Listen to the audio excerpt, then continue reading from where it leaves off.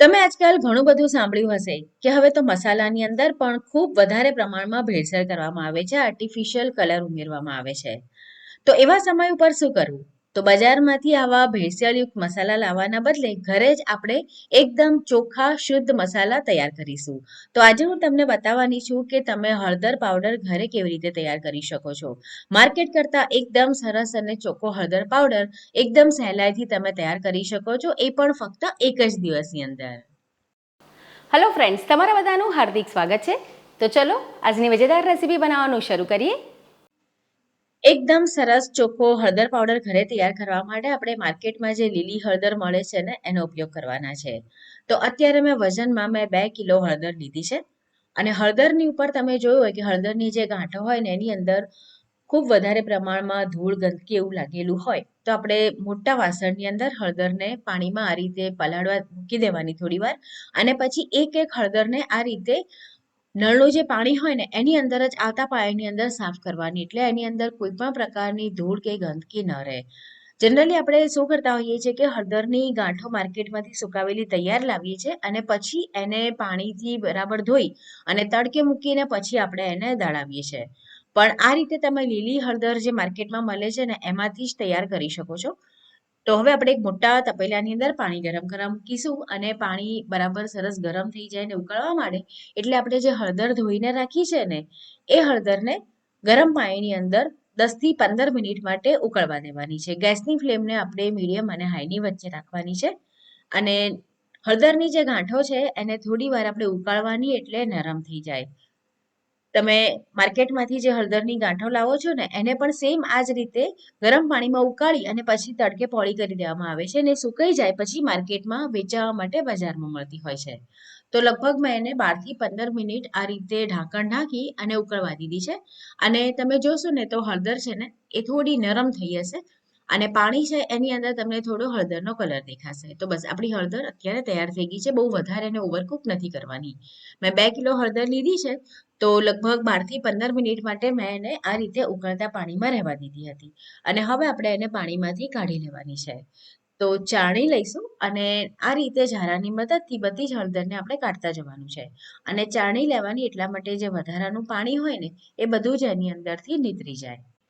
આ રીતે જ્યારે આપણે ઘરે હળદર તૈયાર કરીએ ને તો એ એકદમ સરસ ચોખ્ખી બને છે. એમાં કોઈ પણ જાતના આર્ટિફિશિયલ કલરનો આપણે ઉપયોગ નથી કરતા અને આપણે રેગ્યુલર બજારમાંથી જે હળદર લાવીએ છીએ ને એના કરતાં ઓર્ગેનિક જ હળદર તૈયાર થાય છે અને તમે જેટલી ક્વોન્ટિટી જેમ કે આખા વર્ષ માટે તમને 3 કિલો હળદર જોઈતી હોય તો આવી રીતે ઘરે બનાવશો ને તો 2 કિલો હળદર પણ તમને પૂરતી થશે. એટલે કે આપણે હળદરનો જે વપરાશ છે ને એ પણ ઓછો થશે. ઓછા હળદરની અંદર પણ કલર ખૂબ સરસ આવશે.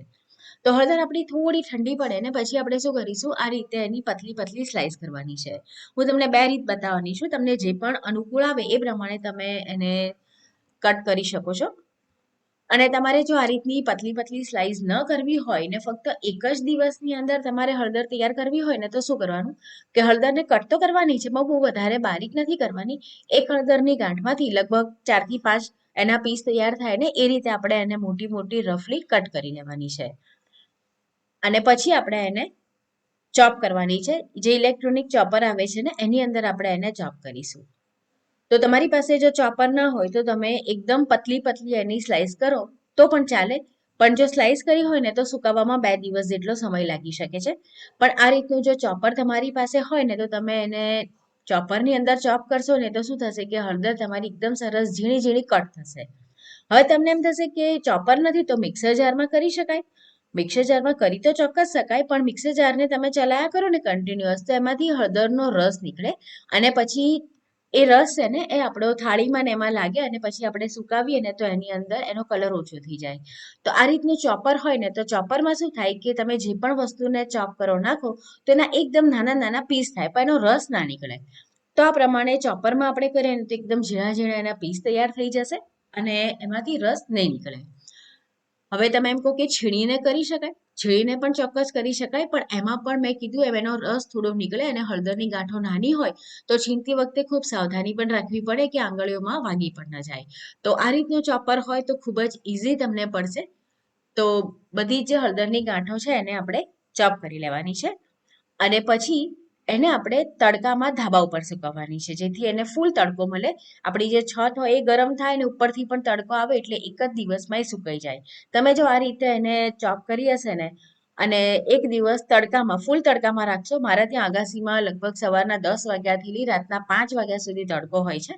તો મેં એટલા સમય માટે મૂકી છે. તમારા ત્યાં જો તડકો ઓછો સમય માટે આવતો હોય તો બની શકે છે કે તમને 2 દિવસ જેટલો સમય પણ લાગી શકે. અને તમે એમ કહેશો કે અમારા ત્યાં આવી સગવડ નથી સુકવવાની, તો તમે એને ગેલેરીમાં અથવા તો પછી ઘરમાં પણ પંખા નીચે સૂકવી શકો છો. બસ ફક્ત સમય વધારે લાગશે એટલી વાત છે. તો મેં એને એક જ દિવસ તડકામાં સૂકવી હતી અને જો એકદમ સરસ આપણી હળદર ડ્રાય થઈ ગઈ છે. અને આ રીતની એકદમ ઝીણી હોય એટલે આપણા ઘરના મિક્સર જારની અંદર પણ આપણે એને ગ્રાઇન્ડ કરી શકીએ છીએ. નહીંતર હળદરની ગાંઠો આપણે માર્કેટમાંથી લાવીએ છીએ ને તો એ આપણે ઘરે નથી કરી શકતા. મિક્સર આપણા જે હોય છે ને એટલા હેવી, એની મોટર એટલી નથી હોતી કે આપણે ઘરની અંદર જ હળદરને ગ્રાઇન્ડ કરી શકીએ ને આપણે પછી બહાર આપવું પડે છે. પણ આ પ્રમાણે જો તમે કરો, મિક્સરમાં ભલે તમે ચોપ નહીં કરી હોય પણ એને પતલી પતલી સમારી હશે ને તો પણ એના જે પીસ હશે ને એ પણ મિક્સર જારમાં તમે ગ્રાઇન્ડ કરી શકશો. હવે ગ્રાઇન્ડ થઈ જાય પછી આપણે એને એકદમ જે મેદાની ચાળણી હોય ને એનાથી ચાળી લેવાની છે. એટલે આપણે જ્યારે એને વાટ્યું મિક્સર જારની અંદર તો કોઈ નાના એવા એના ટુકડા રહી જાય ને તો એ આસાનીથી આપણે એને અલગ કરી શકીએ. તો આ રીતે ચાળી અને પછી ઉપર જે આ રીતનો થોડો ભૂકો રહે એને આપણે કાઢી લેવાનો અને બધી જ આપણી હળદર ચડી જાય પછી ફરીથી આપણે એને ચાળવાનો છે. અને જે છેલ્લે વધે એનો ઉપયોગ તમે કોઈ પણ મસાલો કે એવું બનાવતા હોય ને તેમાં કરી શકો, અથવા શાક બનાવતા હો તો એમાં પણ કરી શકો છો. તો આ પ્રમાણે મેં બધી જે હળદર છે એને ચાળી લીધી છે અને તમે જોઈ શકો છો કે કેટલી સરસ આપણી હળદર તૈયાર થઈ છે. હું તમને આગળ એનું વજન કરીને પણ બતાવીશ તો તમને આઈડિયા આવશે કે ઘરે આપણે જ્યારે આ રીતે હળદર કરીએ તો કેટલી હળદરની ક્વોન્ટિટી લેવી. અત્યારે મેં અહીંયા તમને બહુ વધારે નથી બતાડી, ફક્ત 2 કિલો હળદરના માપ પ્રમાણે જ બતાડી છે. અને આ હળદરની અંદર આપણે થોડું દિવેલ નાખી આપણે જે રીતે મોઈને મૂકીએ છીએ ને એ રીતે મોવાની તો આખું વર્ષ સુધી તમારી હળદર એકદમ સરસ રહેશે. હવે જો આપણે વજન કરીએ એની અંદર તો લગભગ 320-325 ગ્રામ જેટલી હળદર તૈયાર થઈ હતી. હળદરનો જે પાવડર છે 2 કિલોમાંથી, કારણ કે આપણી જે હળદર હોય ને લીલી હળદર એમાં પાણીનો ભાગ વધારે હોય એટલે એ સુકાઈ જાય એટલે વજન ઘણું ઓછું થાય. તો માર્કેટ કરતાં એકદમ સરસ અને ચોખ્ખી આપણી હળદર તૈયાર થઈ ગઈ છે. તમે આ પ્રમાણે વધારે ક્વોન્ટિટીમાં બનાવી અને પછી એને દિવેલથી મોઈ અને આખા વર્ષ માટે સ્ટોર કરી શકો છો. તો તમને આજની આ હળદરની રેસીપીનો વિડીયો કેવો લાગ્યો ફ્રેન્ડ્સ, કમેન્ટમાં ચોક્કસ જણાવો. આવી નવી નવી રેસીપી જોવા માટે જો તમે હજુ સુધી કિચન ક્રાફ્ટ ચેનલ સબસ્ક્રાઇબ ના કરી હોય તો જરૂરથી કરો. અને રેસીપી પસંદ આવી હોય તો વિડીયોને લાઇક કરી તમારા ફ્રેન્ડ્સ અને ફેમિલીની સાથે એને જરૂર શેર કરો. તો ફરીથી મળીશું આવી જ એક નવી અને મજેદાર રેસીપીની સાથે.